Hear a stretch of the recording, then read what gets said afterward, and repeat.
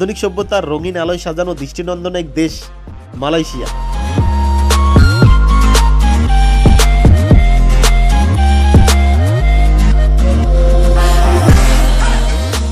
তিন লক্ষ ৩০,৮০০ বর্গ কিলোমিটার আয়তনের দক্ষিণ এশিয়ার অপরূপ সুন্দর দেশ মালয়েশিয়া।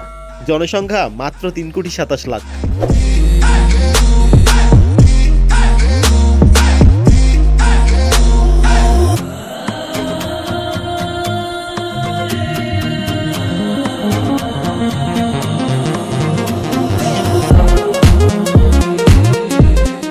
আধুনিক বিশ্বের সাথে তাল মিলিয়ে খুব দ্রুত নিজেদের অবস্থান পরিবর্তন করে পৃথিবীর বুকে উন্নত সমৃদ্ধশীল দেশের কাতারে নিজেদের জায়গাটা দখল করে নিয়েছেন মালয়েশিয়া।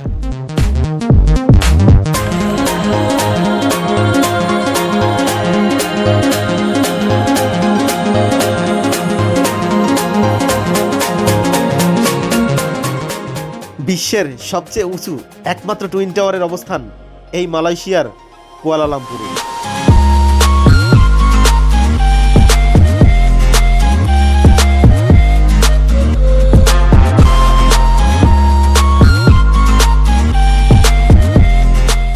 হ্যালো এভরিওয়ান, আসসালামু আলাইকুম।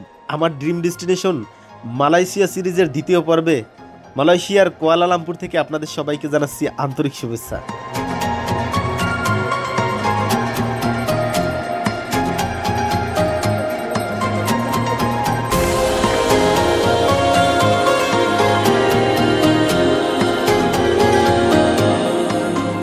আজকে সারাদিন ধরে ঘুরবো ফিরবো, জানবো শুনবো, দেখবো এবং আপনাদের দেখানোর চেষ্টা করব কিভাবে মালয়েশিয়ার কুয়ালালামপুরের সুন্দর সুন্দর দর্শনীয় জায়গাগুলো খুব কম খরচ এবং সহজে এক্সপ্লোর করবেন। তো চলুন ঘুরে দেখে আসি আধুনিক সভ্যতার দৃষ্টিনন্দন আলোয় সাজানো সুন্দর দেশ মালয়েশিয়ার সুন্দর সুন্দর জায়গাগুলো।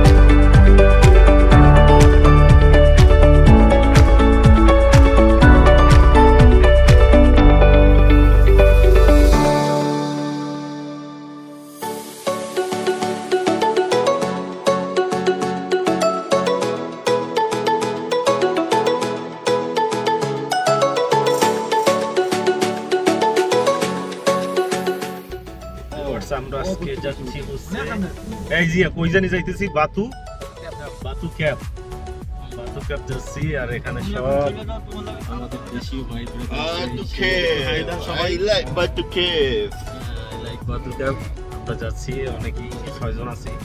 সেন্টু ভাই কই? अकेला पिटा लगी भाई क्या यार हेलो भाई ini pelan ka uncle dia tak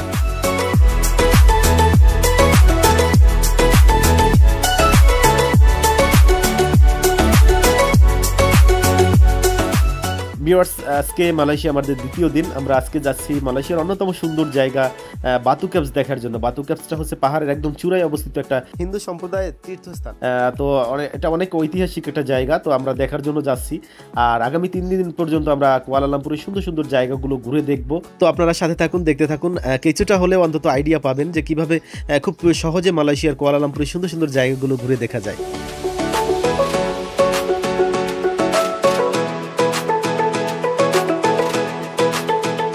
viewers, যেতে যেতে চোখে পড়লো কিন্তু কুয়ালালামপুরের টুইন টাওয়ারের কিছুটা অংশ দেখা যাচ্ছে।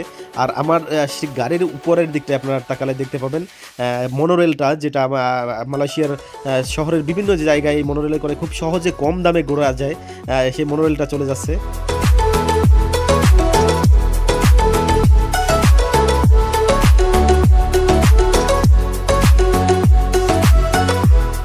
মালয়েশিয়ার রাজধানী কুয়ালালামপুরের রাস্তাঘাট কিন্তু অনেক সুন্দর, আপনারা দেখতে পাচ্ছেন খুব পরিপাটি করে সাজানো সম্পূর্ণ রাস্তাটা। উপরে মনোরেল যাওয়ার রাস্তা, তারপর ফুটওভার ব্রিজ, মানে সবগুলোই কিন্তু এক ধরনের সাজানো। আমরা মালয়েশিয়ার কুয়ালালামপুর শহর থেকে বের হয়ে একটু আউটসাইডের দিকে যাচ্ছি, আপনারা দেখতে থাকুন, সাথে থাকুন, সুন্দর সুন্দর জায়গাগুলো এক্সপ্লোর করব, আপনারা দেখানোর চেষ্টা করব।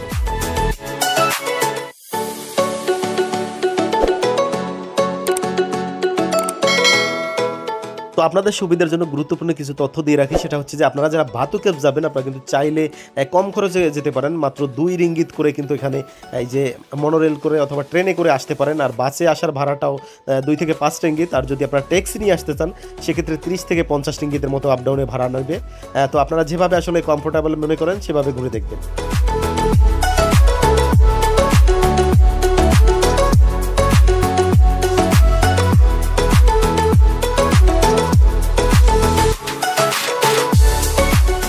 আপনাদের সাথে কথা বলতে বলতে এর মধ্যে আমরা কিন্তু চলে আসছি বাতু কেভস। আপনারা দেখতে পাচ্ছেন সামনে যে বড় পাহাড়টা দেখা যাচ্ছে, এটার মধ্যেই কিন্তু একটা বিশাল আকৃতির গুহা আছে, সেই গুহার মধ্যেই কিন্তু আমরা প্রবেশ করব।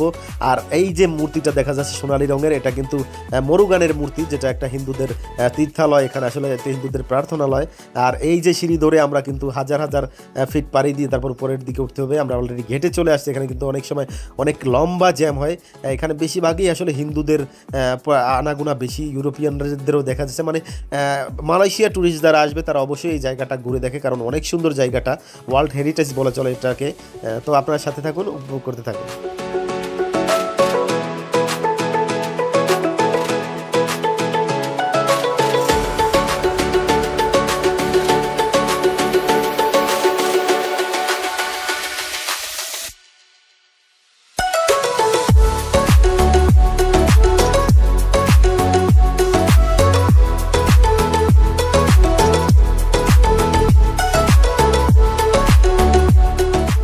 ভিউয়ার্স, আপনারা দেখতে পাচ্ছেন আমরা কিন্তু চলে আসছি অলরেডি বাতু কেভসে। আমরা কিন্তু বাতু কেভসের সামনে দাঁড়িয়ে কথা বলছি।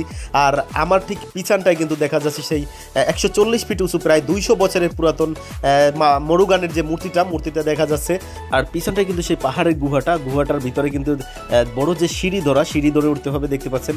আর এই গুহার মধ্যেই কিন্তু হিন্দুদের একটা প্রার্থনালয় আছে, আমরা সেই প্রার্থনালয়টাও ঘুরে দেখব এবং এখানের চারদিকটা ঘুরে দেখব। আমার সাথে কিন্তু আমার এলাকার প্রিয় বড় ভাই সেন্টু ভাই আছে, মালয়েশিয়া প্রবাসী ফারুক ভাই আছে, ছোট ভাই জিয়া আছে, যারা মালয়েশিয়ায় কর্মরত আছেন। তো তাদের সাথে নিয়ে আমরা চারদিকটা এখানে ঘুরে দেখব। তারা আমাকে সুন্দর সুন্দর জায়গাগুলো ঘুরে দেখানোর জন্য আমার সাথে আসছেন। তো আমরা চারদিকের কিছু ড্রোন শটটা দেখে নিই আগে।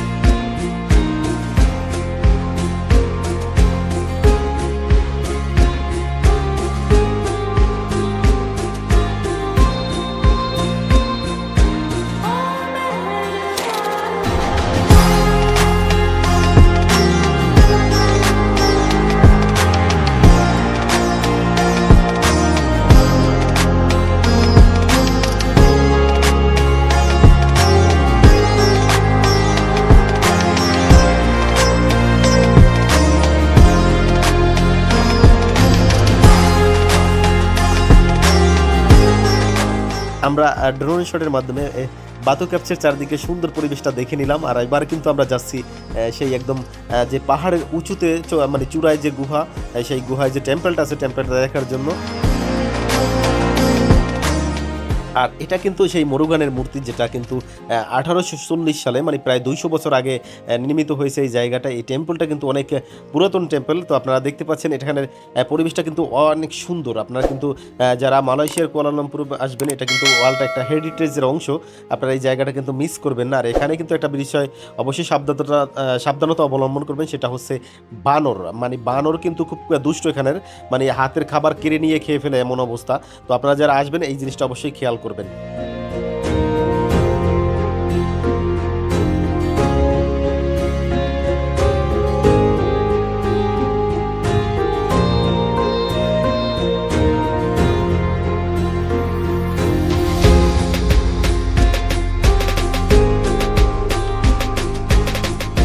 আমরা সিঁড়ি ধরে উপরের দিকে উঠতেছি, কিন্তু এত উঁচু সিঁড়িগুলো যে কিছুটা দূর ওঠার পরে আসলে ক্লান্ত হয়ে সবাই দেখতে পাচ্ছেন বসে বসে পড়তেছে, কারণ অনেকটা উঁচু সিঁড়িটা দেখতে যতটা সহজ মনে হয় আসলে অতটা সহজ না। আর এখানে কিন্তু প্রচুর পরিমাণ বানর দেখতে পাচ্ছেন, মানে অনেক বেশি পরিমাণ বানর, যার জন্য ছোট বাচ্চা অথবা খাবারটা তারপর আপনার একটু সাবধানতা অবলম্বন করবেন। আর দেখতে পাচ্ছেন আপনারা যে বানরগুলো মানে কত পরিমাণ দুষ্ট, এখানে কি বলবো, মানে এত পরিমাণ দুষ্ট যে খাবার হাতে থাকলে কারো হাতে খাবার দেখলে মানে সেটাতে তারা নেবেই। আমরা কিন্তু উপরের দিকে যাবো, আপনারা দেখতে পাচ্ছেন আমরা নিচের দিক থেকে আসি, নিচের দিকটা যদি একটু দেখান অনেকটা আমরা প্রায় অর্ধেক পরিমাণ উঠেই ক্লান্ত হয়ে গেছি। মানে যতটা সহজ মনে হচ্ছে এতটা সহজ না আসলে, এই জায়গাটা ওঠা অনেক কষ্টকর ব্যাপার। মানে পাহাড়ে বিল্ডিংয়ে ওঠা একটা বিষয়, আর পাহাড়ে ওঠার কিন্তু বিষয়টা আলাদা। আপনারা দেখতে পাচ্ছেন, আমি আপনাদের দেখানোর চেষ্টা করতেছি, আমরা কিন্তু মোটামুটি অর্ধেক পরিমাণ উঠে দাঁড়িয়ে কথা বলছি আপনাদের সাথে, কিন্তু আমরা আরও উপরের দিকে যাব, আরও একদম চূড়ায় যে গুহা আছে গুহায় প্রবেশ করব।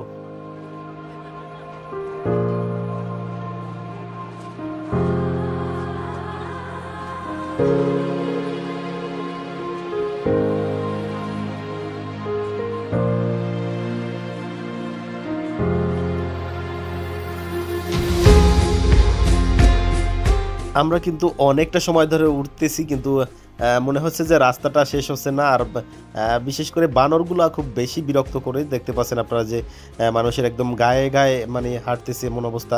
আর এখানে কিন্তু এই জায়গাটা কিন্তু প্রচুর পরিমাণ কবুতরও দেখা যায়, যেটা নিচের যে মাঠটা আছে মাঠে কিন্তু প্রচুর পরিমাণ কবুতর এখানে, যে এই জিনিসটা আমি দেখলাম একদম আশ্চর্য একটা জিনিস। আর আমরা উপরের দিকে উঠে আসছি একদম, হয়তো লাস্টের আর 2টা ধাপ বাকি আছে, দেখতে পাচ্ছেন আপনারা। এই 2টা ধাপ উঠলেই আমরা কিন্তু সেই টেম্পেলটায় পৌঁছে যাব।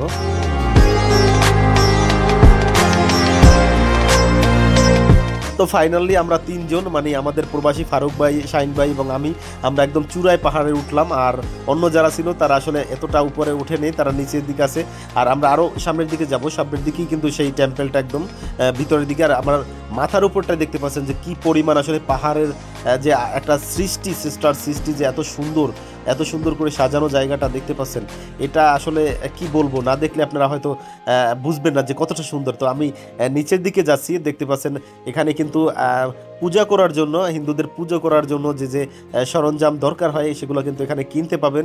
কিন্তু আসলে এটা আমার কাছে মনে হয় মাজার অথবা এই যে মন্দির, এগুলো একটা আলাদা বিষয়। আসলে আমি অতটা ট্রাস্টেড না এই বিষয়টায়। তো আপনারা আসলে চাইলে এখানে পুজো দিতে পারবেন যারা হিন্দু ধর্মাবলম্বী আছেন।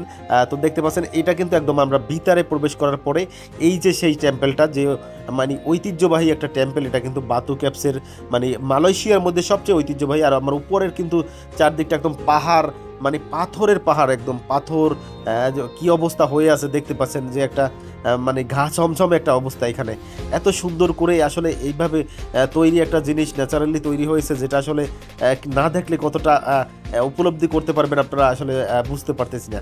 তো আপনারা সাথে থাকুন, আমি সুন্দরভাবে এখানের চারদিকটা ঘুরে দেখাচ্ছি, এবং আমরা আরও সুন্দর সুন্দর জায়গা আছে সামনে, সেগুলো ঘুরে দেখবো। আর এই জায়গাটা কিন্তু আসলেও যারা মালয়েশিয়া আসবেন রিয়েলি এই বাতু ক্যাভসটা কিন্তু কোনোভাবে মিস করবেন না। এই জায়গাটা খুব ভালো। আর মাথার উপরে যে দেখা যাচ্ছে বড় বড় পাহাড়ের চূড়া আছে একটা। তো আমরা কিন্তু অনেকটা সময় এই জায়গাটা ঘোরাঘুরির পরে এবার নিচের দিকে নামার পালা, আবার নিচের দিকে নেমে আমরা যাব আবার কুয়ালালামপুর শহরের দিকে।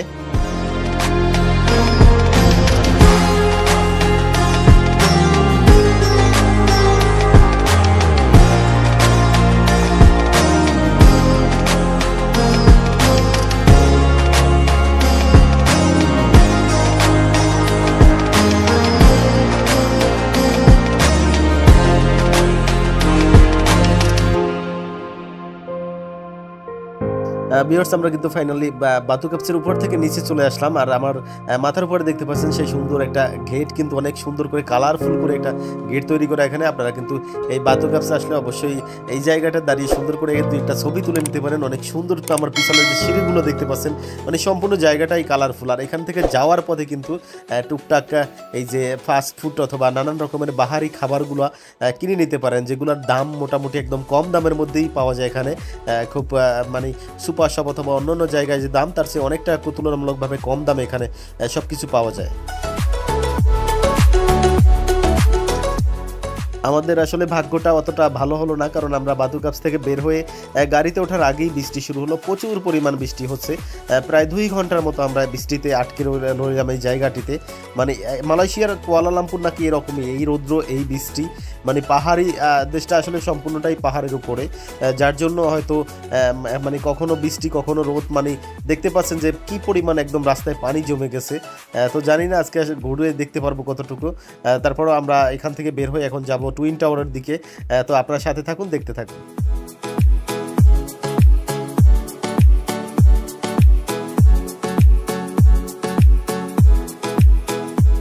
বাতুকাপস থেকে বের হয়ে কিন্তু মালয়েশিয়ার রাজধানী যে কুয়ালালামপুরের খুব কাছাকাছি চলে আসছে। আপনারা দেখতে পাচ্ছেন পৃথিবীর একমাত্র সবচেয়ে উঁচু যে টুইন টাওয়ার মালয়েশিয়ার রাজধানী কুয়ালালামপুরে অবস্থিত, সেটা দেখা যাচ্ছে দূর থেকে। তো আমরা ঠিক এই টুইন টাওয়ারের দিকে যাব, আর দূরেই কিন্তু কুয়ালালামপুর টাওয়ার যেটা, সেটাও কিন্তু দেখা যাচ্ছে। তো আমরা এই দিকটা সবটা ঘুরে দেখব। আপনারা আশা করি সম্পূর্ণ ভিডিওটা দেখলে কিছুটা হলেও কিভাবে খুব সহজে ঘুরতে পারবেন, আইডিয়া নিতে পারবেন।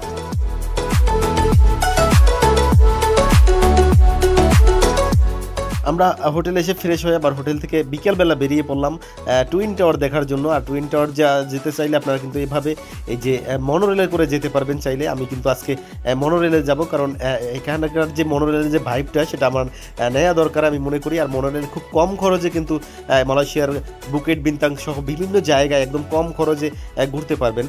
তো আমি কিন্তু এই মুহূর্তে আছি মনোরেলের ভিতরে। এটা কিন্তু মনোরেলের ভিতরের দৃশ্য দেখতে পাচ্ছেন। মাত্র 3 থেকে 4টি বগি নিয়ে চলাচল করে এই মনোরেলটা, এবং মোটামুটি বেশ ভালো একটা জার্নি উপভোগ করা যায় মনোরেলে। আপনারা এটা ঘুরে দেখবেন অবশ্যই কুয়ালালামপুরে আসলে।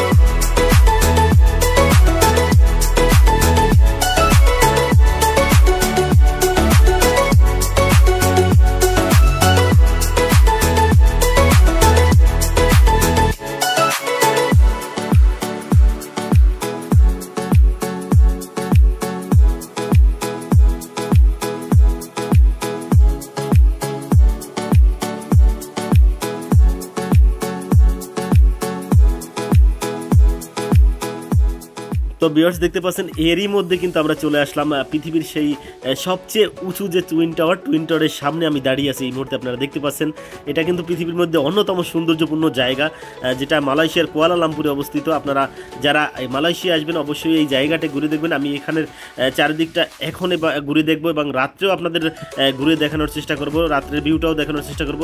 তো আপনারা সম্পূর্ণ পর্বটা জুড়ে সাথে থাকুন, দেখতে থাকুন।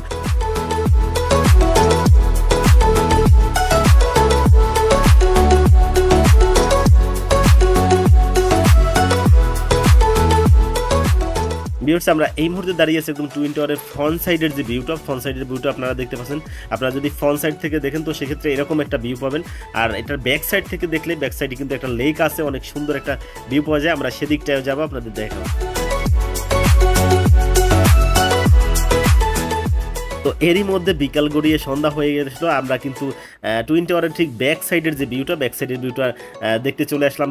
পিছনের সাইডে এখানে কিন্তু একটা ফাউন্টেন শো হয়, পানির একটা ফাউন্টেন শো হয়, যেটা অনেক সুন্দর করে লাইটিং করা থাকে। ইতিমধ্যে কিন্তু দেখতে পাচ্ছেন টুইন টাওয়ার কিন্তু কিছু কিছু লাইট জ্বালিয়ে দেওয়া হয়েছে, যেগুলো আসলে চোখে লাগার মতো একটা অবস্থা তৈরি হয়েছে।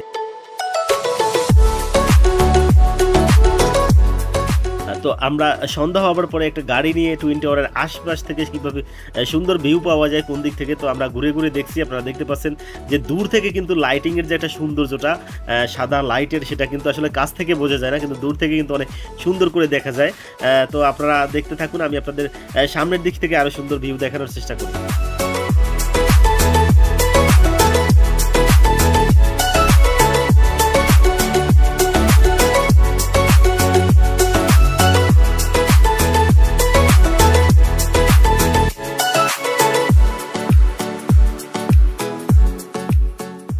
সাদা আলোয় আসলে ঝলকানো যে টুইন টাওয়ারটা, সেটা আসলে রাতের ভিউটা সামনে থেকে না দেখলে বুঝবেন না যে কতটা সুন্দর, চোখ ধাঁধানো সৌন্দর্য করে সাজানো এই জায়গাটা, এত সুন্দর করে লাইটিং করা, যেটা আসলে পৃথিবীর অন্য কোথাও আমার চোখে এখন পর্যন্ত পড়েনি।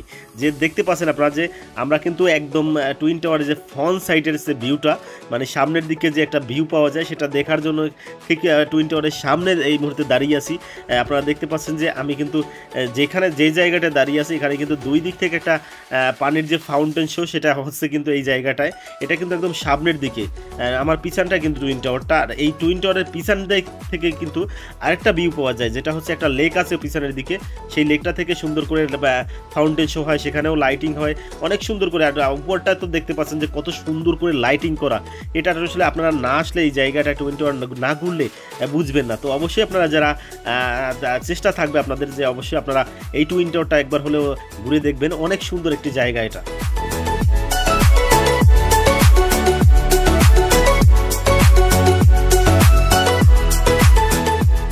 কথা বলতে বলতে এর মধ্যে চোখে পড়লো চোখ ধাঁধানো আরেকটা জিনিস, যেটা হচ্ছে এখানে কিন্তু প্যারাগ্লাইডিং করতেছে, মানে হেলিকপ্টার থেকে উপর থেকে প্যারাশুট নিয়ে জাম্প করে তারা নিচের দিকে নামতেছে কিছু রেসার। এটা কিন্তু মাঝে মাঝে টুইন টাওয়ারের সামনে মানুষের মনোরঞ্জন করার জন্য অথবা মানুষের দৃষ্টি আকর্ষণ করার জন্য এই প্যারাগ্লাইডিংটা এখানে করা হয়।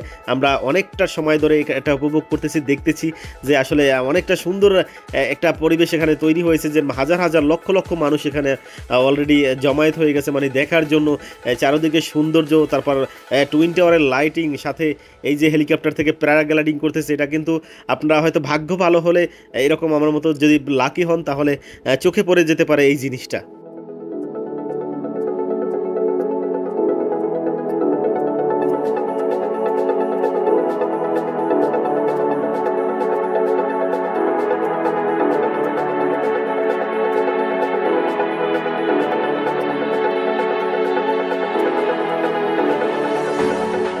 কুয়ালালামপুর এসে এই এন্টারটেনমেন্টে যে পাবো এটা আসলে আমরা কখনো চিন্তাও করিনি।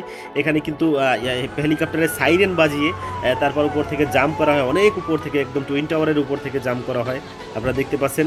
আর আমরা কিন্তু এরই মধ্যে চলে আসছি টুইন টাওয়ারের যে পিছনের ভিউটা, মানে ব্যাক সাইডের যে ভিউটা, লেক আটটার ভিউটা দেখতে পাচ্ছেন। এখানে কিন্তু পানির ফাউন্টেন শোটা হচ্ছে, সুন্দর একটা ফাউন্টেন শো হয়, এটা কিন্তু আপনারা মিস করবেন না কখনো। আপনারা যারা আসবেন সামনের ভিউটা দেখার পরে রাত্রের বেলা বিশেষ করে এই যে পিছনের যে ফাউন্টেন শোটা সেটা অবশ্যই দেখবেন, কারণ অনেক সুন্দর এই জায়গাটা।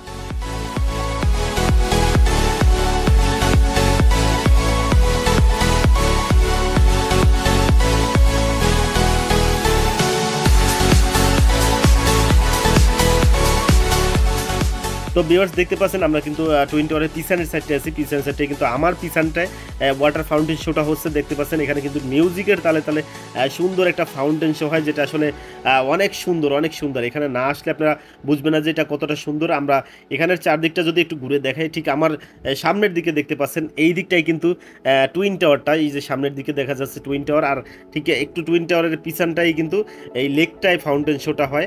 আপনারা যারা আসবেন অবশ্যই এখানে এই শোটা উপভোগ করবেন।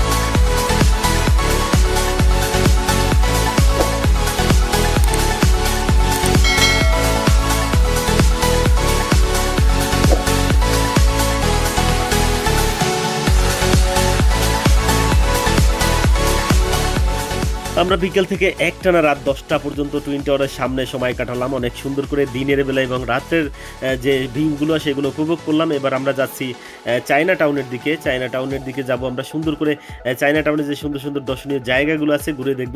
তো আপনারা সাথে থাকুন, দেখতে থাকুন।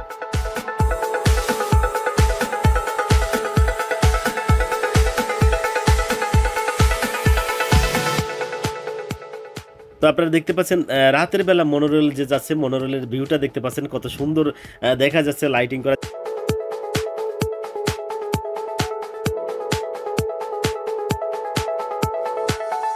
তো ভিউয়ার্স এখানে দেখতেছি ব্যাটম্যান এবং আয়রন ম্যান নাচানাচি করতেছে। তো বুকেট বিনতাঙ্গির রাস্তা ধরে হাঁটলে কিন্তু এরকম অনেক অদ্ভুত অদ্ভুত জিনিস চোখে পড়বে।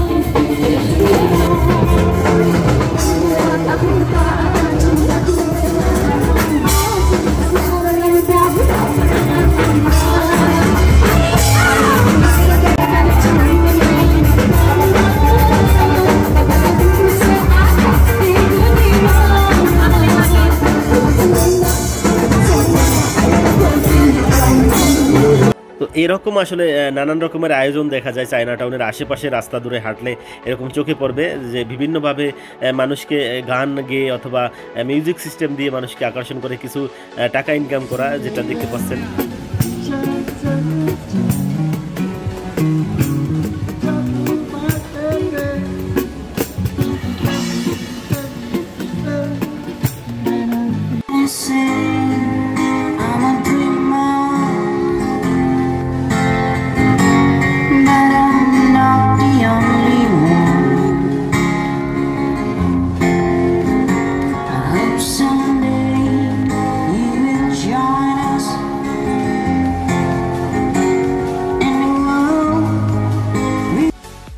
ভিউয়ার্স এটা হচ্ছে কুয়ালালামপুর টাওয়ার, যে এটা রাতের ভিউটা দেখতে পাচ্ছেন কত সুন্দর করে লাইটিং করা এই টাওয়ারটা।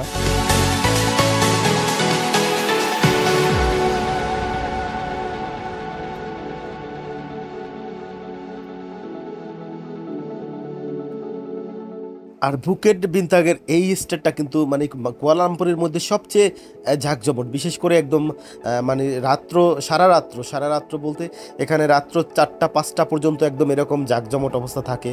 মানে সব কিছু একটা বাজারের মতো অবস্থা থাকে, হাজার হাজার লক্ষ লক্ষ মানুষের আনাগোনা থাকে রাস্তার উপরে, যেটা আসলে অন্য কোনো জায়গায় দেখা যায় না। আর এটা কিন্তু বুকেট বিনতাগের সবচেয়ে বড় স্ট্রিট ফুড স্টেট। আপনারা দেখতে পাচ্ছেন এখানে অনেক খাবারের দোকান আছে, বিভিন্ন রকমের মানে চাইনিজ আইটেম, ইন্ডিয়ান আইটেম, তারপর থাই, তারপর মালয়েশিয়ান লোকাল আইটেম, মানে সব কিছুই এখানে পাওয়া যায়। আপনারা এখানে চাইলে খেতে পারবেন। দেখতে পাচ্ছেন অনেকে এখানে খাবার খাচ্ছে, আমরাও খাবার খাওয়ার জন্য আসছি এখানে। এখানে সব ধরনের খাবারই আপনারা খেতে পাবেন। তো আপনারা সাথে থাকুন, দেখতে থাকুন, আমি আপনাদের ঘুরে ঘুরে দেখাচ্ছি।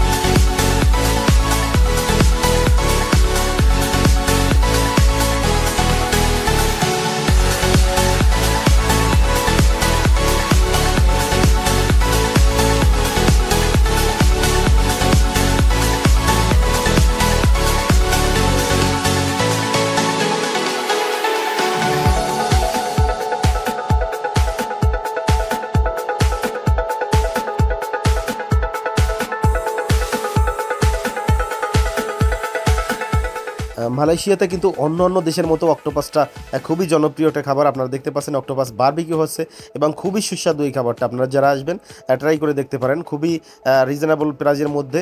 আর এখানে কিন্তু এই যে একজন সাপ নিয়ে চাইলে আপনারা এরকম ছবি তুলতে পারবেন সাপের সাথে, এটার জন্য আলাদা 10 রিঙ্গিত করে ওনাকে পেমেন্ট করতে হয়।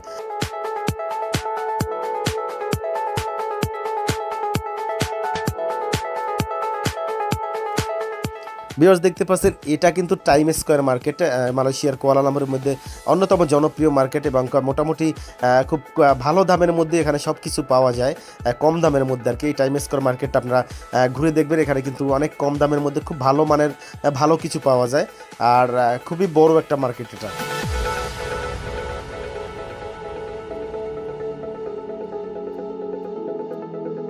আমরা এবার চলে আসলাম পেভিলিয়নের যে মোড়টা, সেই মোড়ে আপনারা দেখতে পাচ্ছেন মনোরেল এখান থেকে যাওয়া আসা করতেছে। তো আমি এই মুহূর্তে দাঁড়িয়ে আছি একদম পেভিলিয়নের যে মোড়, সেই মার্কেটের সামনে, পেভিলিয়নের মার্কেটটার সামনে। আর এখানে কিন্তু খুব সুন্দর একটা মার্কেট আছে, পেভিলিয়ন অনেক বড় একটা মার্কেট আছে, আপনি চাইলে শপিং করতে পারবেন। ঠিক আমার পিছনটায় কিন্তু পেভিলিয়ন মার্কেটটা, অনেক সুন্দর করে সাজানো মার্কেটটা, কারণ সামনে চায়না ইয়ার, তাই অনেক সুন্দর করে সাজানো হয়েছে। আর এটার সামনে কিন্তু রাস্তার যে ভিউটা, সেটা অসাধারণ একটা চারদিকের ভিউ। এটা মোটামুটি আমেরিকার যে টাইম স্কোয়ার আছে এরকম একটা ভিউ পাবেন এখানে। এখানে কিন্তু রাস্তার ট্রাফিক যে সিগন্যালটা সবাই মেনে চলে, কারণ এখানে কিন্তু আমাদের মতো হুটহাট রাস্তা পারানোর মতো মানে অসুস্থ প্রতিযোগিতা কারণে আপনারা দেখতে পাচ্ছেন যে লক্ষ লক্ষ মানুষ এখানে সিগন্যাল পড়লে দাঁড়িয়ে থাকবে, মানে কেউ এক পা এগাবে না, সিগন্যাল যখন পড়বে তখনই রাস্তা পার হবে। একটা সুশৃঙ্খল একটা জাতি আসলে, যেটা আসলে আমরা হয়তো বাঙালিরা কখনো এটা মানে এভাবে সভ্য হতে পারবো কিনা সেটা সন্দেহ আছে।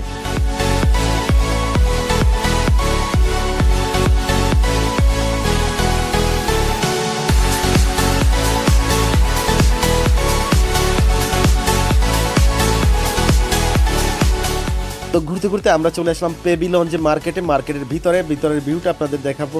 এটা কিন্তু মোটামুটি একটু এক্সপেন্সিভ মার্কেট, লাক্সারিয়াস মার্কেট। আপনারা যদি একটু বাজেটে কিছু মানে বাজেটের মধ্যে কিনতে চান, তো সেক্ষেত্রে আসলে এই মার্কেটটা না, এটা যাদের আনলিমিটেড বাজেট থাকবে তাদের জন্য। আর মার্কেটটা কিন্তু অনেক গর্জিয়াস, অনেক সুন্দর করে সাজানো, দেখতে পাচ্ছেন সামনে যেহেতু চায়না ইয়ার আছে, তো সেজন্য অনেক সুন্দর করে এখানে আমরা ড্রাগনের একটা স্ট্যাচু দেখতে পাচ্ছি, লাইটিং করা, অনেক সুন্দর সাজানো। এত মার্কেটটা আমরা ঘুরে ঘুরে দেখবো, আপনারা সাথে থাকুন।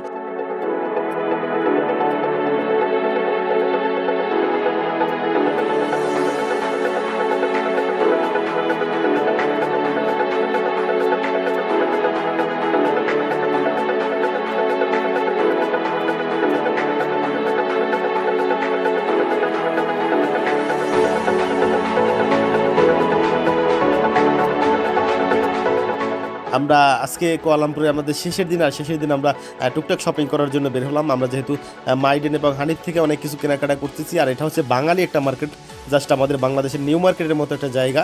খুবই রিজনেবল প্রাইস, এখানে সব কিছু কিনতে পাবেন এবং খুবই ভালো মানের পণ্য এখানে পাওয়া যায়।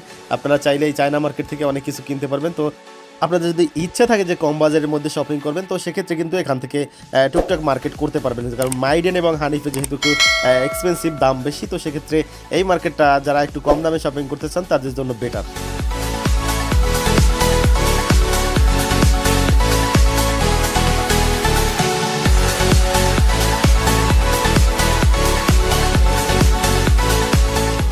তো ভিউয়ার্স, গত 4 দিন পর্যন্ত আমরা কুয়ালালামপুরের সুন্দর সুন্দর জায়গাগুলো ঘুরে দেখলাম। বিশেষ করে ধন্যবাদ আমাদের কুয়ালালামপুর প্রবাসী সেন্টু ভাইকে, জালাল ভাই ও উজ্জ্বল ভাইকে, পাথরঘাটার ছোট ভাই জিয়াকে, ছোট ভাই সবুজকে এবং আমাদের এলাকার বড় ভাই ফারুক ভাইকে, শাহিন ভাইকে সহ যারা তাদের অত্যন্ত মূল্যবান এবং গুরুত্বপূর্ণ সময় দিয়ে আমাদের কুয়ালালামপুরের বিভিন্ন সুন্দর সুন্দর জায়গাগুলো দেখানোর জন্য। তো আজকের মতো বিদায় নিচ্ছি, সবাই ভালো থাকবেন, সুস্থ থাকবেন, সবাই সবার জন্য দোয়া করবেন। দেখা হবে নতুন কোনো দেশে নতুন কোনো পর্বে। আল্লাহ হাফেজ।